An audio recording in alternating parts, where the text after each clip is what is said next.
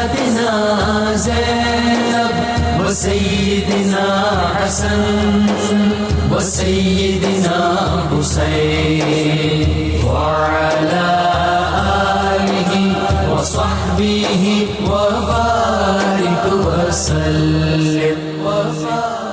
الحمدللہ رب العالمین والصلاة والسلام علی سید الانبیاء والمرسلین. اللہم صلی علی سیدنا و مولانا محمد وعلی آلہ واصحابہ وبارک وسلم وصلی علیہ. دنیا کے تمام دیکھنے والوں کو، تمام چاہنے والوں کو، تمام پیار کرنے والوں کو، اور جہاں جہاں تک اس وقت میری آواز کو سنا اور مجھے دیکھا جا رہا ہے، جنید اقبال کی جانب سے انتہائی محبت کے ساتھ السلام علیکم. ایک بار پھر ناظرین، آپ کو پر نور صبح نور کے ساتھ میں دل کی گہرائیوں سے خوش آمدید کہتا ہوں. اور آئیے بلا توقف چلیں گے حضرت ابو انیس محمد برکت علی علیہ رحمہ کی تالیف اسماء النبی الکریم صلی اللہ علیہ وآلہ وسلم سے رسول اللہ صلی اللہ علیہ وآلہ وسلم کے اسم مبارک پڑھنے اور سننے کی سعادت حاصل کرتے ہیں. سیدنا النجم الثاقب صلی اللہ علیہ وآلہ وسلم، ہمارے سردار روشن ستارے، درود و سلام بھیجے اللہ آپ صلی اللہ علیہ وآلہ وسلم پر، آپ صلی اللہ علیہ وآلہ وسلم کے آل پاک پر، اور صحابہ کرام رضوان اللہ تعالیٰ علیہم اجمعین پر. حضرت حذیفہ رضی اللہ تعالیٰ عنہ فرماتے ہیں کہ حضور نبی کریم صلی اللہ علیہ وآلہ وسلم نے ارشاد فرمایا کہ میرے بعد ابی بکر و عمر رضی اللہ تعالیٰ عنہما کی پیروی کرنا، اور فرمایا کہ میرے صحابہ ستاروں کی مانند ہیں، جس کی پیروی کرو گے ہدایت پا جاؤ گے. ناظرین کرام، آج ہمارے ساتھ آپ ضرور جڑے رہیں گے، خاص طور پہ مائیں بہنیں بیٹیاں تو ضرور جڑی رہیں گی، کیونکہ آج شہزادی رسول سیدنا ام کلثوم سلام اللہ علیہا کا تذکرہ پاک انشاءاللہ مل کے کریں گے. یعنی جن کے لیے دنیا بسی ہے، جن کے لیے جنتیں سجی ہیں. اس کائنات میں ناظرین ذہن میں رکھیے گا، جو کچھ بھی ہے سب انہی کا صدقہ ہے اور انہی کے صدقے ملا ہے. کائنات کے انہی شہزادوں اور شہزادیوں کی حسین ترین جھرمٹ میں سرور دو جہاں صلی اللہ علیہ وآلہ وسلم کی ایک شہزادی سیدہ ام کلثوم سلام اللہ علیہا بھی ہیں، جو شہزادیوں کی شہزادی ہیں. عقیدتوں کے سمندر میں غوطہ زن ہو کر، اکرام و احترام کا دامن تھام کر، عشق و محبت کے دیوان سے الفاظ کو چن چن کر، ایمانی گلستان کے پھولوں کی مہکار سے اپنے وجود کو مہکا کر، ادب کی چاشنی سے زبان کو تر کر کے، الفاظ کو عظمتوں کا جامہ پہنا کر اس کائنات کی، یعنی یوں کہہ لیجئے کہ عظیم ترین ہستی کی بارگاہ میں اس طرح سے چلتے ہیں کہ ادب کے سانچے میں ڈھل کر اور اپنے وجود کو انکساری کا پیکر بنا کر اس عظیم المرتبت بارگاہ میں حاضری کا نذرانہ پیش کرتے ہیں، جن کے قبیلے سے عظیم تر قبیلہ کوئی نہیں، جن کے خاندان سے بڑھ کر کوئی خاندان نہیں، جن کی نسبتوں سے بڑھ کر کسی کی نسبت نہیں، جو اس کائنات کی سب سے عظمتوں اور سب سے رفتوں والی بارگاہ ہے، جن کے نورانی گھر کو عرش والے سدرہ سے آ کر سجاتے ہیں، فرش والے بھی جن کی توقیر پر اپنے اپنے سروں کو جھکاتے ہیں، جن کے وسیلے سے ہم گناہگاروں کے اعمال سجائے جاتے ہیں، جن کی نظر کرم سے ہم عزتوں کے ساتھ بلائے جاتے ہیں، جو مسکرائیں تو گلشن میں بہاریں آ جائیں، جو غمگین ہو تو عرش والے بھی اداس ہو جائیں. یعنی سیدہ ام کلثوم سلام اللہ علیہا کی عظمتوں اور رفتوں کا کیا ہی کہنا ناظرین، کہ شہزادی رسول صلی اللہ علیہ وآلہ وسلم کے در اقدس کی مبارک خاک کا ایک ذرہ ہم گناہ گاروں کے لیے آفتاب و مہتاب ہے، کہ جس نے اس در کی مبارک خاک کو اپنی آنکھوں کا سرما بنا لیا، اس نے دنیا و آخرت میں سب کچھ کما لیا. اس دنیا کی اور اس دنیا کے بعد کی جتنی بھی رفتیں ہیں اور جتنی بھی رفتیں بٹنی ہیں ناظرین، سب اسی بارگاہ سے بٹتی ہیں، اسی بارگاہ سے تقسیم ہوتی ہیں، کہ یہ وہ بارگاہ ہے جن کے وجود کی خیرات زمین و آسمان پاتے ہیں، یہ وہ بارگاہ ہے جن کا صدقہ جن و انس پاتے ہیں، فرشتے بھی اسی در پر آسمانوں سے آتے جاتے ہیں. یہ وہ در ہے ناظرین جو اس کائنات کے پالنہار، کائنات کے پروردگار کے محبوب کی محبوب ترین شہزادی کا در ہے. یہ وہ در ہے جو سرور دو جہاں صلی اللہ علیہ وآلہ وسلم کی رفیقہ اول، خاتون اول، موسنہ اسلام سیدہ خدیجہ الکبریٰ سلام اللہ علیہا کی نور نظر کا در ہے. یہ وہ در ہے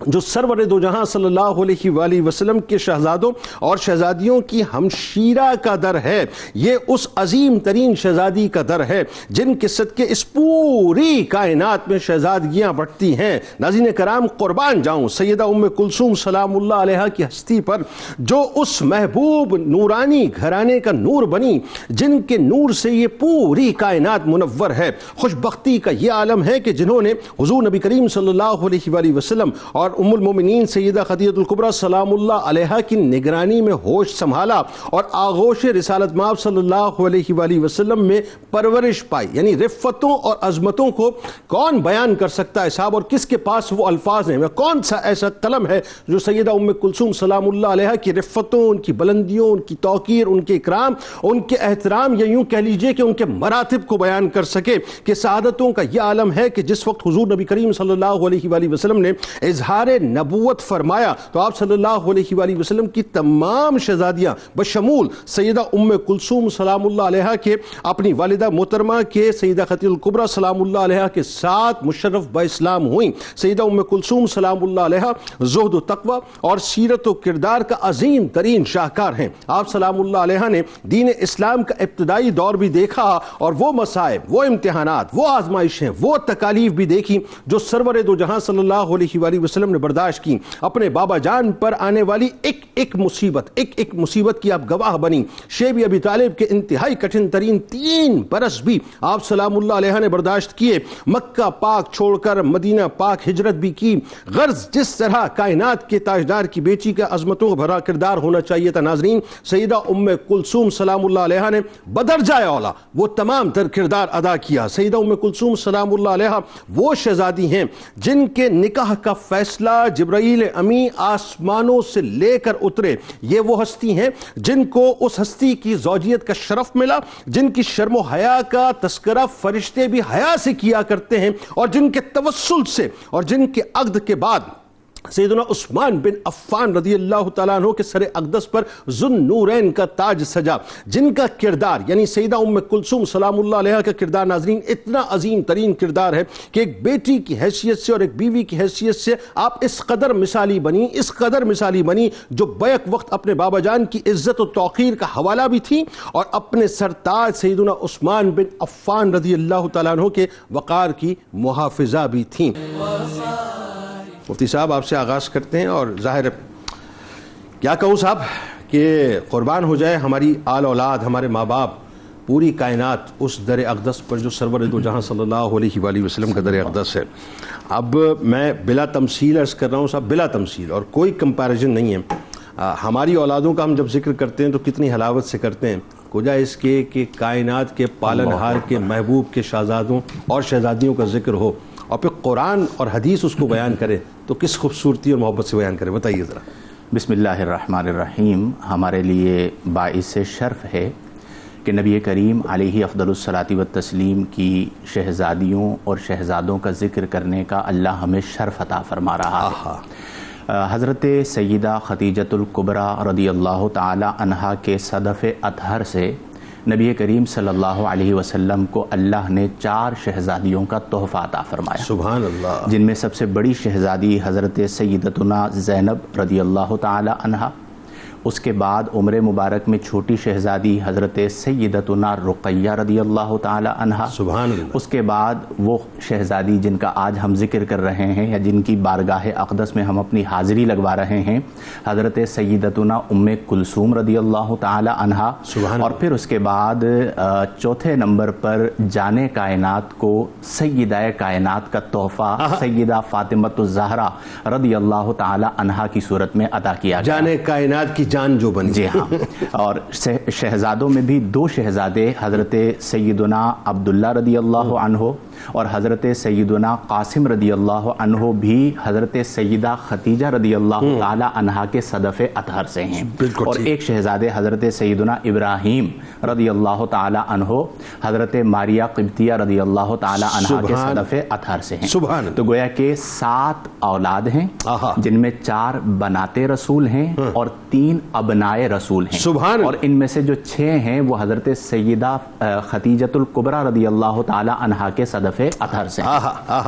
آپ کے سوال کے جواب میں سورہ شورى کی مشہور آیت ہے جس کا میں نے انتخاب کیا کہ نبی کریم صلی اللہ علیہ وسلم سے اللہ نے فرمایا کہ قل، اے محبوب صلی اللہ علیہ وسلم آپ فرما دیجئے، لا اسألکم علیہ اجرا الا المودۃ فی القربہ، کہ میں نے جو امور تبلیغ سر انجام دیے ہیں ان پر میں تم سے کوئی بدلہ طلب نہیں کرتا، الا المودۃ فی القربہ، سوائے ایک چیز کے کہ جو میرے اہل بیت ہیں، میری امت، ان سے محبت کرنا۔ سبحان اللہ۔ یہاں پر ایک بات میں کہنا چاہوں گا کہ نبی کریم صلی اللہ علیہ وسلم نے کوئی بدلہ طلب نہیں کیا سوائے قرابت داروں کی محبت کے۔ بالکل ٹھیک۔ یہ جو ایک بدلہ طلب کیا، یہ بدلہ بھی نبی کریم نے اپنے لیے طلب نہیں کیا،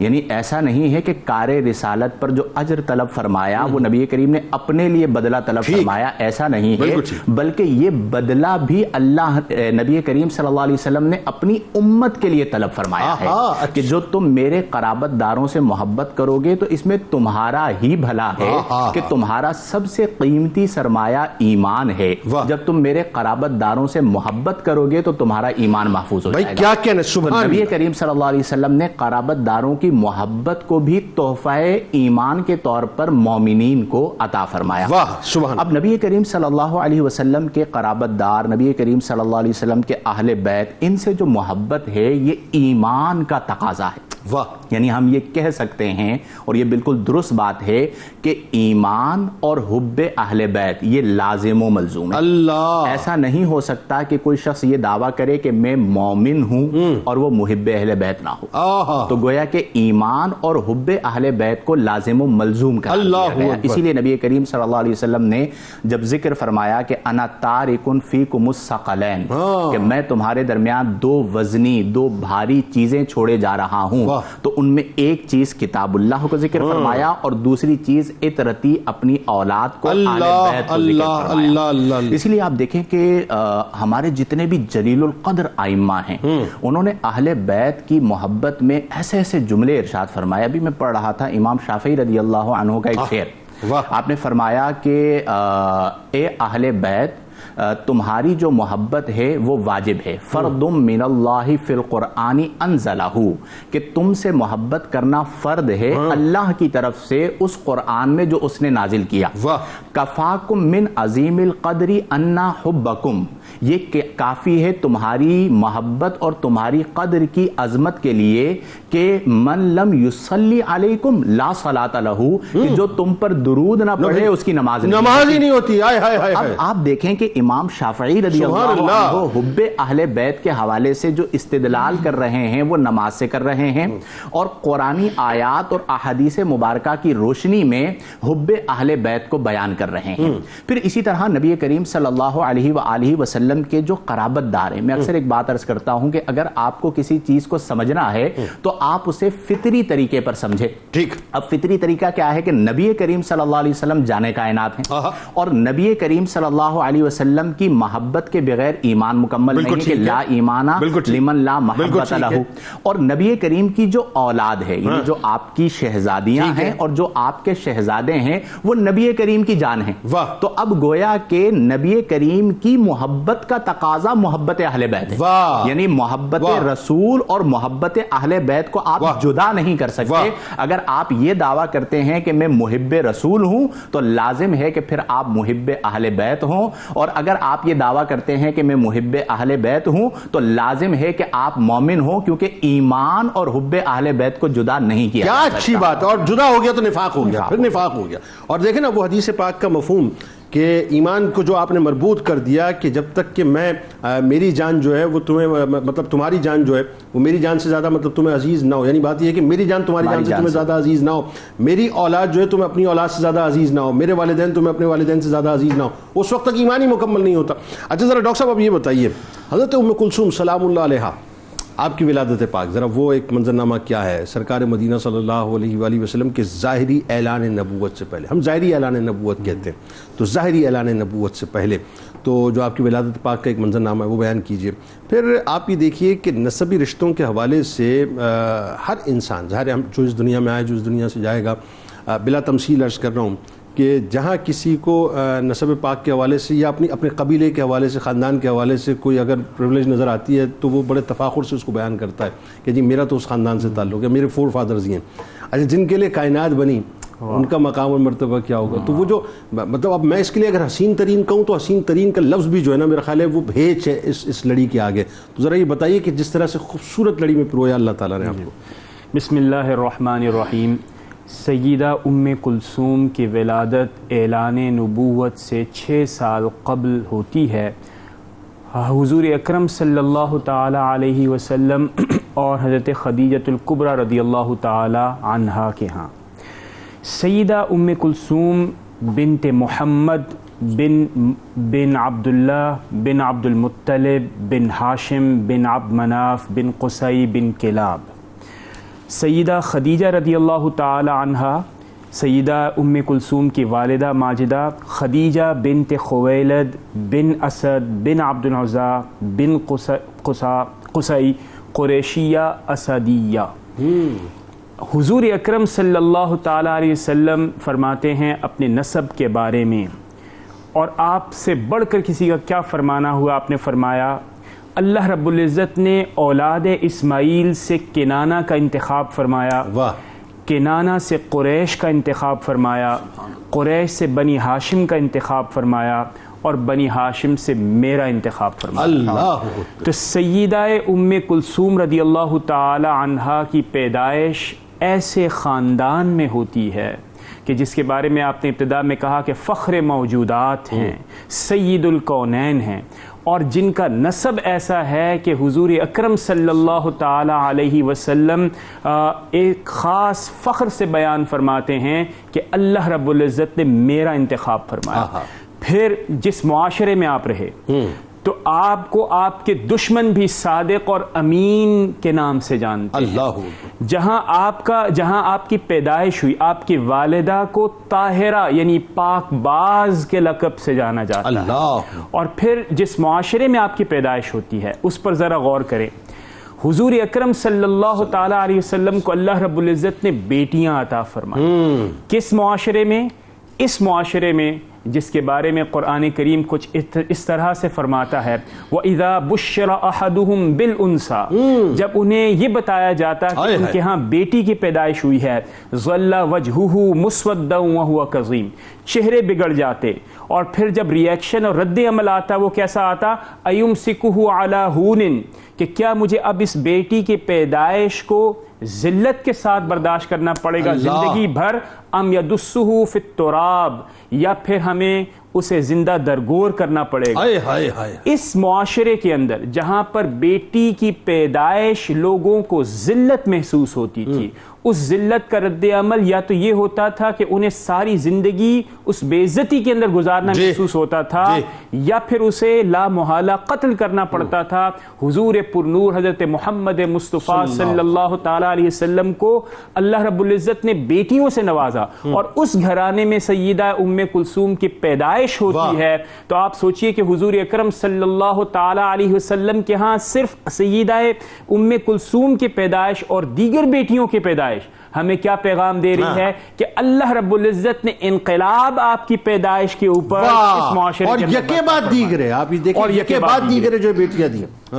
پھر تیسرے پہلو پر اگر آپ غور کریں تو آپ کا نام ہے ام کلثوم. تو بظاہر تو یہ کیا ہے؟ یہ کنیت ہے، لیکن یہ نام بھی آپ کو بتاتا ہے آپ کی پرسنالٹی کے حوالے سے، یعنی حسین، دلکش، یعنی کلثوم کہتے ہیں حسین چہرے والی. اور پھر ایک اور نام سے بھی آپ کو پکارا گیا اور مختلف روایات میں آیا کریمہ، یعنی بزرگی والی. اس کا مطلب یہ ہوا کہ ایسے معاشرے میں جہاں پر خواتین پر ظلم کی انتہا ہوتی، ان کی پیدائش کو پسندیدہ نہ سمجھا جاتا، حضور اکرم صلی اللہ تعالی علیہ وسلم اپنی بیٹیوں کے ساتھ حسن سلوک اور سیدہ ام کلثوم کے ساتھ ایسا نام تجویز فرمانا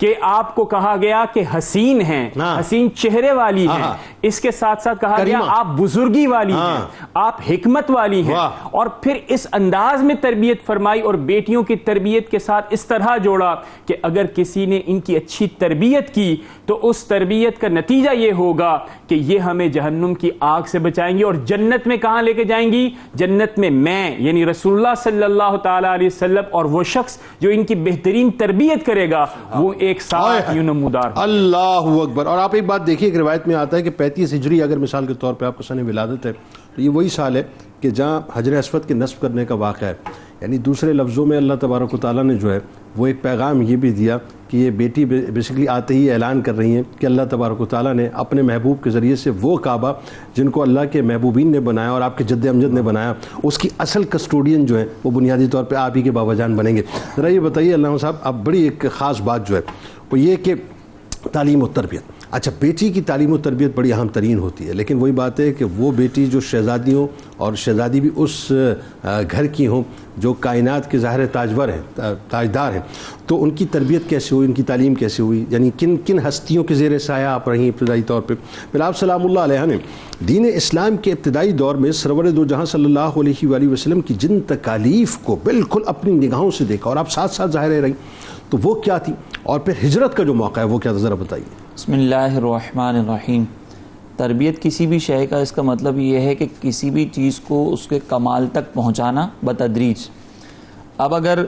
تربیت کرنے والا وہ خود ناقص ہو تو وہ شے بھی ناقص رہ جاتی ہے، اور اگر تربیت کرنے والا کمال تک پہنچانے والا باکمال ہو تو پھر وہ شے بھی اپنے کمال کی انتہا کو کیا اچھی بات کر رہے ہیں۔ اب اگر ہم یہ دیکھیں کہ سیدہ ام کلثوم رضی اللہ تعالی عنہا کی تربیت کرنے والی کون شخصیات تھیں، تو وہ اپنے زمانے میں بہت اعلیٰ تھیں اور آج بھی ان کی مثال ہمیں نظر نہیں آتی۔ یعنی کہ ہم یہ کہہ سکتے ہیں کہ آپ کی تربیت جن کے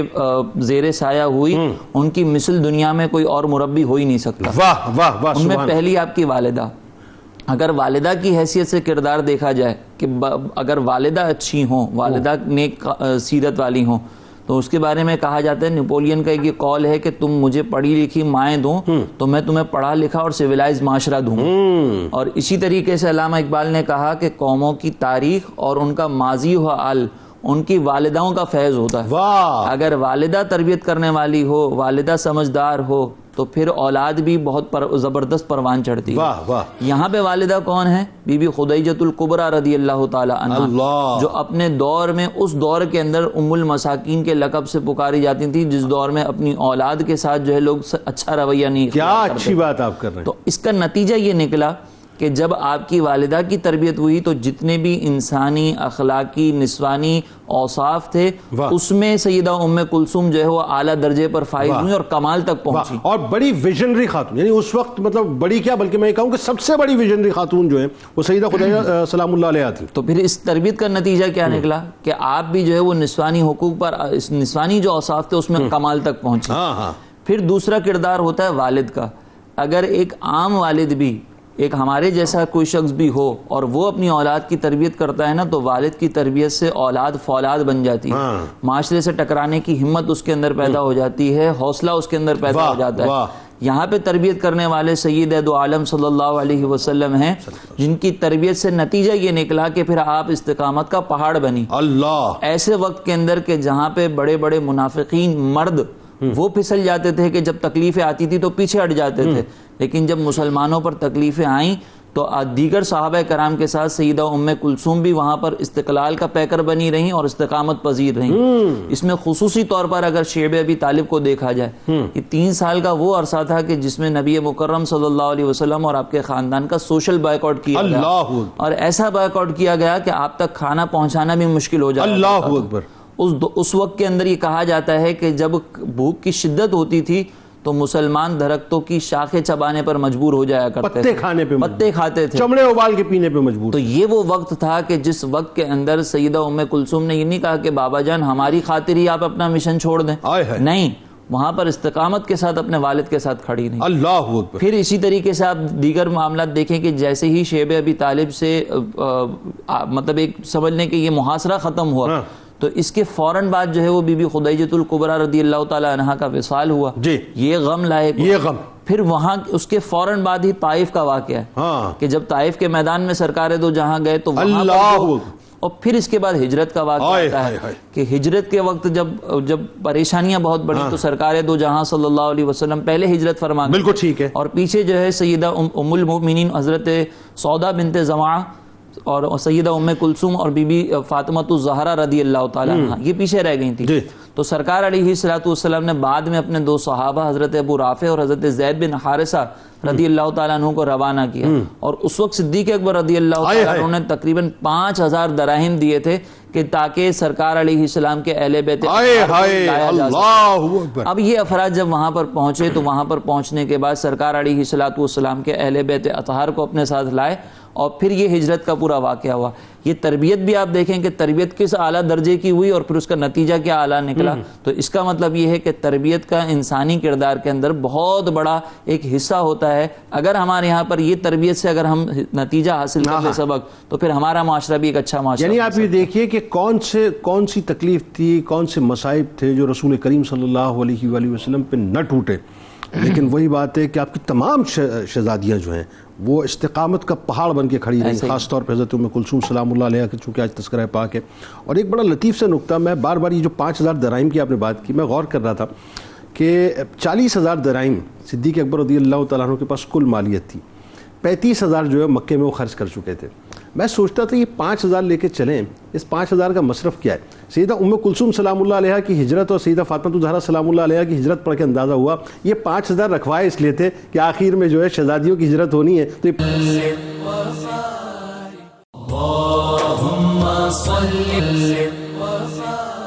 حضرت ام کلثوم سلام اللہ علیہ کا عقد مبارک، اور ظاہر ہے کائنات کی ایک ایسی ہستی کے ساتھ کہ فرشتے جن سے حیا کریں، حضرت عثمان بن عفان رضی اللہ تعالیٰ عنہ. نام ہی جب لیتے ہیں تو ایسا لگتا ہے کہ ہمیں خود بھی جو حیا کے ساتھ نام لینا چاہیے. بتائیے ذرا.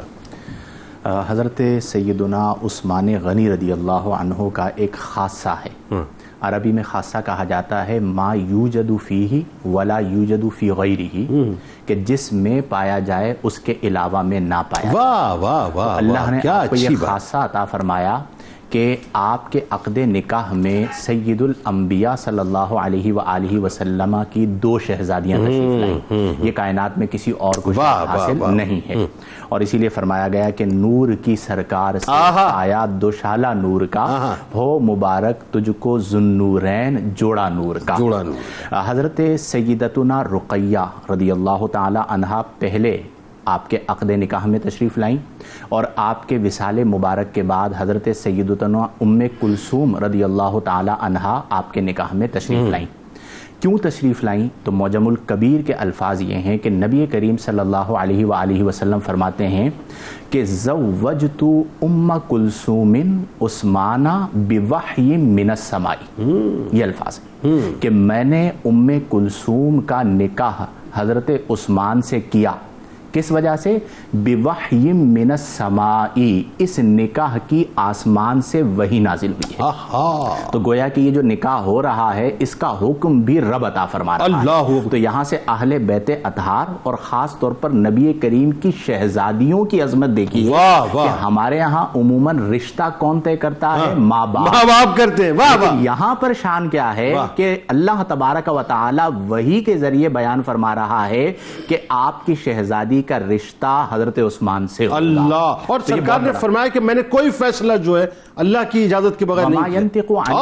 ان ہوا الا وحی یوحی، کہ جو بھی آپ کرتے ہیں وہ حکم رب اللہ ہی کا فیصلہ ہوتا ہے. تو یہ بہت بڑی شان ہے کہ رشتہ رب من جانب اللہ ہو رہا ہے. حضرت رقیہ رضی اللہ تعالی عنہا 2 ہجری میں جو غزوہ بدر کا موقع تھا اس پر بیمار ہو گئیں،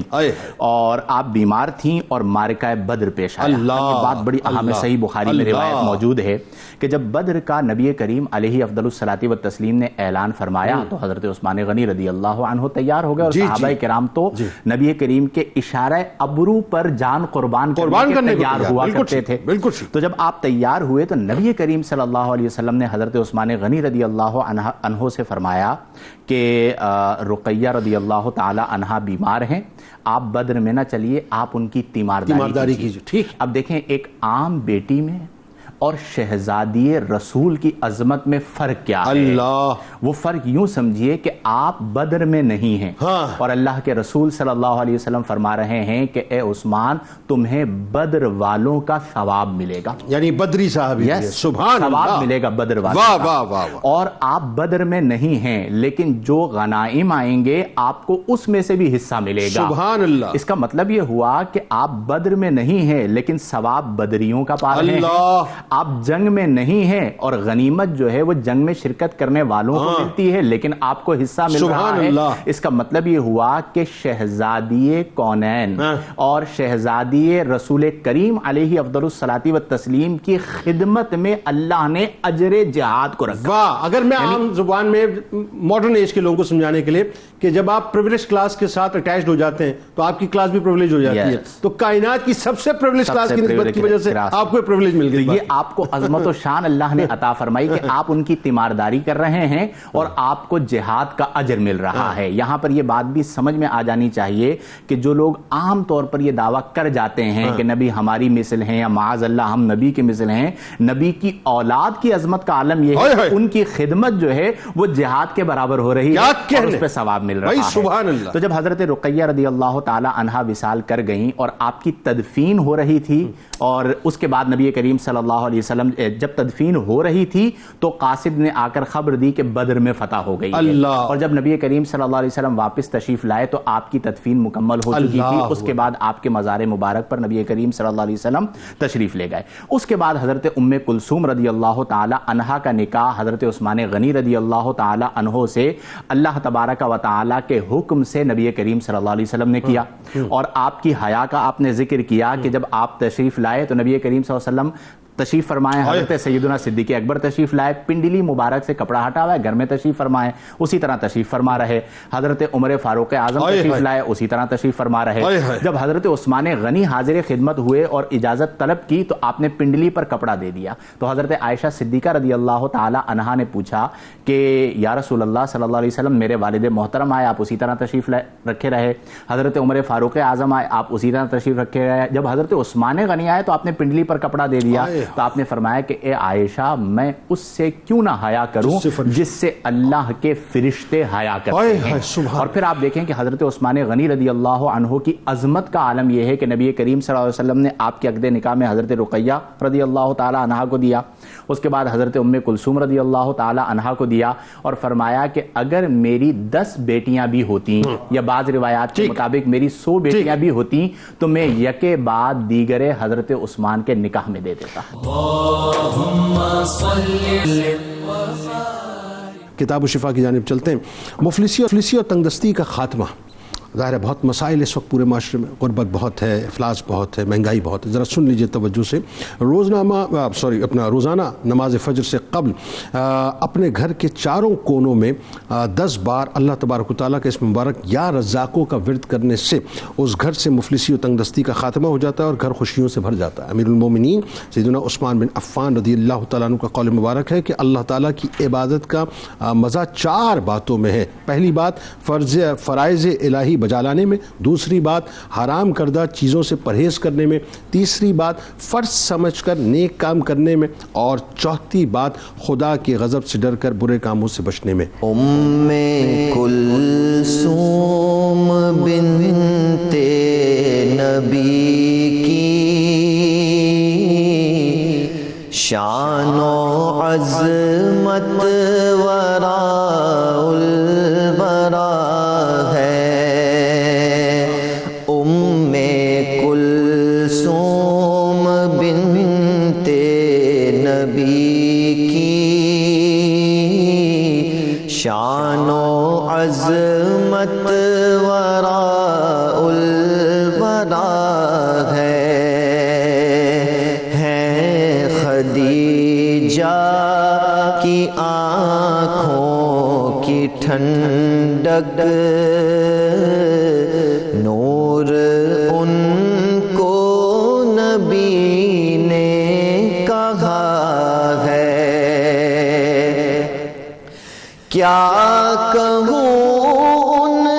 کی رفعت بھلا میں، ان کی